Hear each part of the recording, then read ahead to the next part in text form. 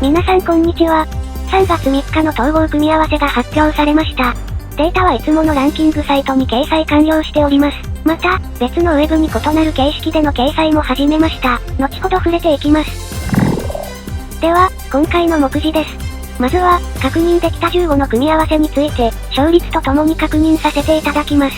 次に、先ほどご報告した別形式での閲覧方法をご報告いたします。最後、今回組み合わせの中でも、注目となるワールドを一緒に見ていきたいと思います。それでは、最初の組み合わせ7つがこちらです。黄色い文字となっている箇所について、後ほどピックアップして確認いたします。100番台、200番台の組み合わせが5つとなっております。第4惑星までが2回目統合本格開始といった様子です。500番台の組み合わせが表示されている2つと、次の組み合わせの8つが対象となっています。正直どれも見どころのある組み合わせでしたが、その中でも勝率がかなり高くなっているワールドを確認いたします。では、今回詳細情報として触れなかったものを確認する手段を用意しています。通常、ランキングサイトでご確認いただいていましたが、どうしてもスマホでは画面が小さく見づらいものとなっていました。そちらを解消すべく、試験的に新しい形式での公開を開始しています。URL は概要欄のリンクから飛べますので、ぜひご活用ください。よって、それぞれの用途はこのようになると思います。動画では、数を絞ってより詳細に確認するよう手短にします。すべて紹介するには時間がかかり、動画の特性上、組み合わせを探すのも大変だからです。追加したブログ形式では、統合等に特化した集計データを確認できるようにします。スマホ用とありますが、当然パソコンでもご確認いただけます。ランキングサイトは、パソコンメインでより自由に検索できるといった形になります。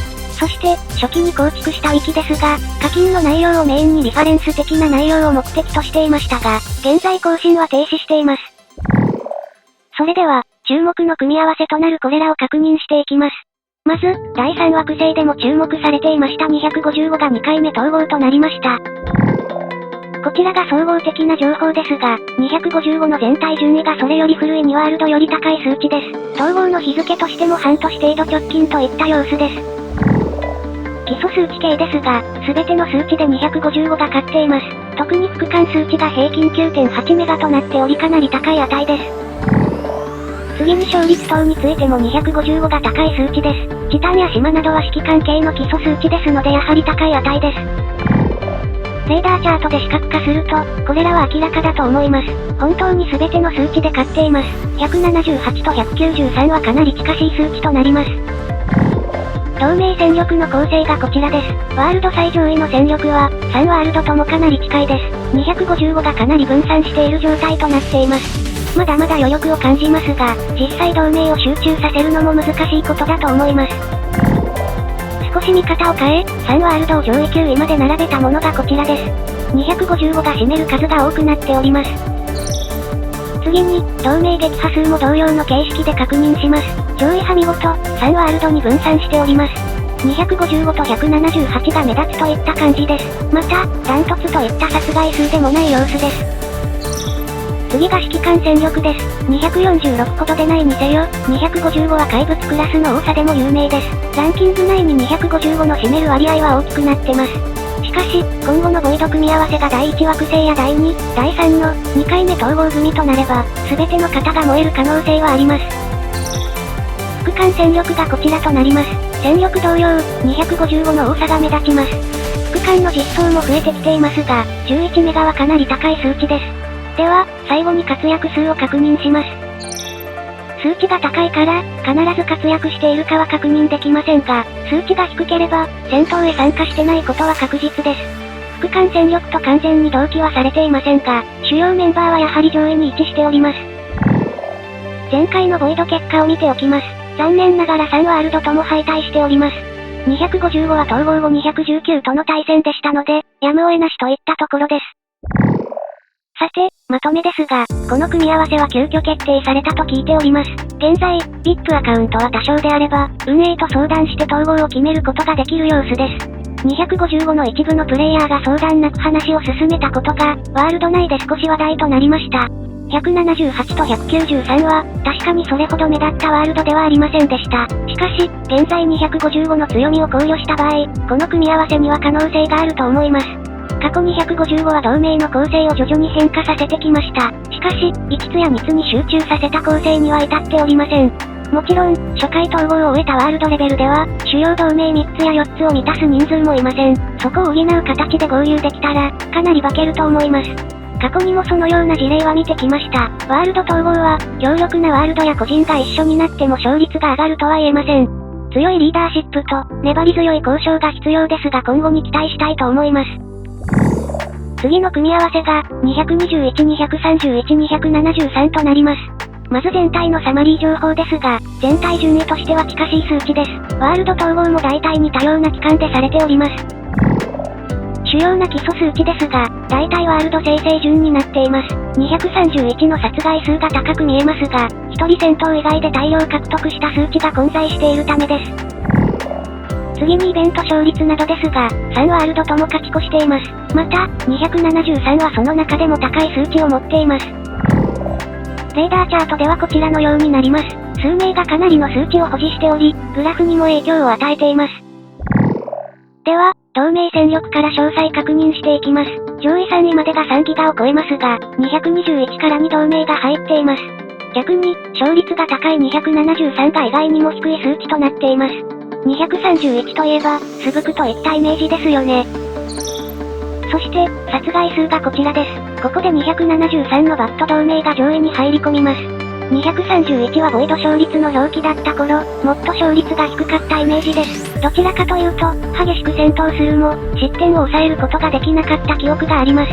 221は3位と4位に位置しますが、低くはないもののもっと高くても良い気がします。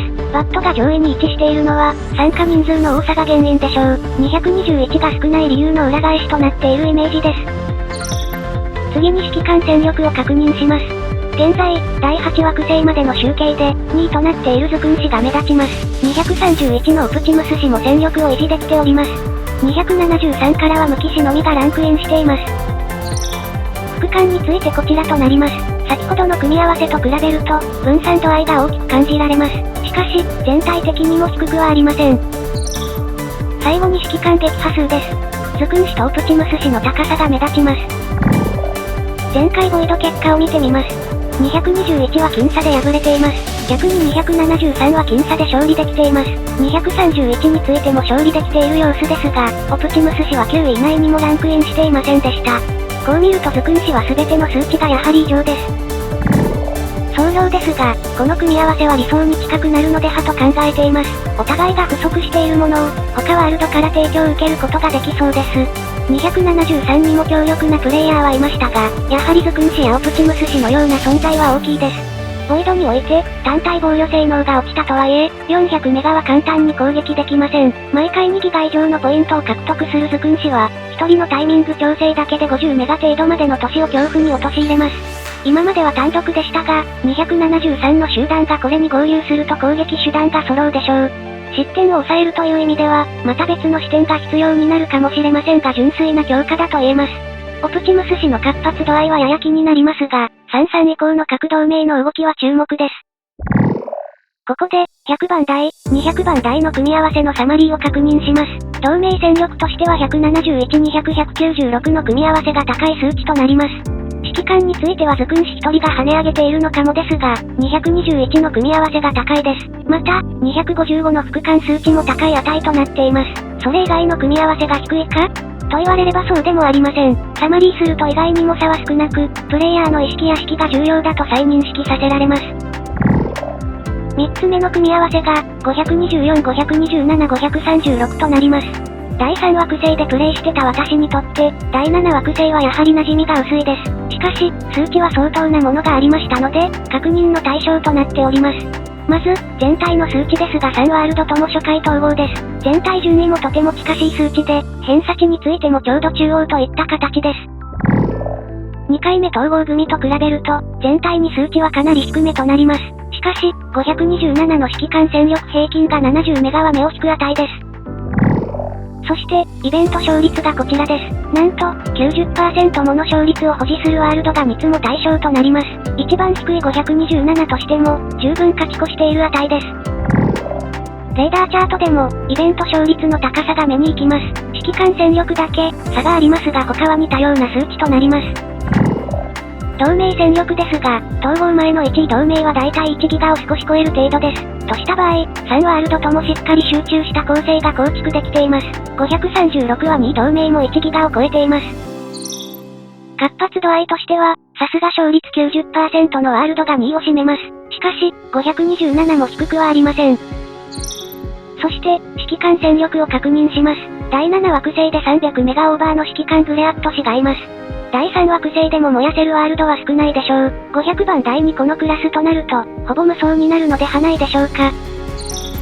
そして、副艦戦力です。すでに12メガに届きそうなグレアット氏です。他のプレイヤーも低くはありません。指揮官の殺害数がこちらですが、グレアット氏は活発でもあります。さらに、他プレイヤーもアクティブそうな数値が目立ちます。直近ボイド結果を確認します。524、527は勝率を伸ばしてきています。しかし、536はボッス氏がいる581との対戦で敗れています。指揮官ステージランキングがこちらです。ボッス氏1人で2ギガを獲得しており、さらに徴兵フェーズだと思われますが、1.4 ギガを追加で獲得しています。3.4 ギガを1人で獲得されてしまえば、さすがに第7惑星の獲得可能ポイントでは立ち行かなかったのでしょう。さて、非常に危険なワールドが誕生しそうです。チーム戦、ここの戦力などバランスよく、かつさらにかなりのレベルです。おそらく、これほどまでの性能であれば、統合後変化が起きなくともかなりヤバい域に達します。さらに、同盟構成をまとめることができれば、より大きく変化できるでしょう。最後に紹介するのが、567、558、559となります。ワールド順位としては先ほどの組み合わせと比べると、さすがに低くなります。また、偏差値としても平均以下ですが、第8惑星までの集計ですので当然です。主要な基礎数値ですが、やはり先ほどの組み合わせと比較すると低めです。特に副艦戦力等が目立ちます。そして、イベント勝率がこちらです。567の高さが目立ちます。そして、よほど立ち回りが上手いのか、559も 70% となっております。レーダーチャートでは、数値的には勝率が最も低い558が大きい値となりました。そして詳細ですが、同盟戦力がこちらです。先ほどと比べると低いですが、むしろこちらが通常です。1ギガ程度の戦力となっています。558がやや分散していますが、勝率に影響を与えているかもしれません。そして、殺害数は高めです。2位までが2ギガ程度ですが、先ほどの組み合わせと比較しても同等です。558もウッドと陽を組み合わせれば2ギガ程度となります。そして指揮官戦力です。こちらも高めといった数値です。やはり558が分散しているのが気になります。そして、副艦数値ですが558については、先ほどと同じ水準で高めです。しかし、平均5メガの558を全てのワールドが上回る先ほどの組み合わせは、やはり異常だともわかります。そして、指揮官殺害数ですが567のボデー G 氏がかなり活発です。この数値がイベント3のものであれば、先ほどのグレアット氏を凌駕します。2位以降のプレイヤーもやや高めといった数値が並びます。前回のボイド結果を確認します。558が僅差でしたが、3ワールドともに勝利しています。指揮官の獲得ポイントがこちらです。559がまんべんなくポイントを獲得できています。567はボデー G が、558はアズ氏が大量にポイントを獲得しています。先ほどの組み合わせと比較すると、数値は全体的に劣ります。しかし、勝率が高い組み合わせであることと、それぞれの長所が異なることが利点になる可能性は高いと思われます。ただ、圧倒的なポイントを取る個人がベースになると、その分不安定さも増すでしょう。後半500番台のサマリーを確認します。同盟戦力については、やはり古いワルドほど有利になります。指揮官に依存する数値が4項目ありますが、こう見ると524、527、536の組み合わせの高さが目立ちます。今回取り上げなかった組み合わせが、勝率が低いワールドというわけではありません。むしろ、どの組み合わせにも高めのワールドが存在し、どのワールドもかなり変化する可能性がありました。詳しい情報については、ブログサイトに掲載しておりますので、ご確認ください。それでは、今回の動画はここまでにしたいと思います。ご視聴ありがとうございました。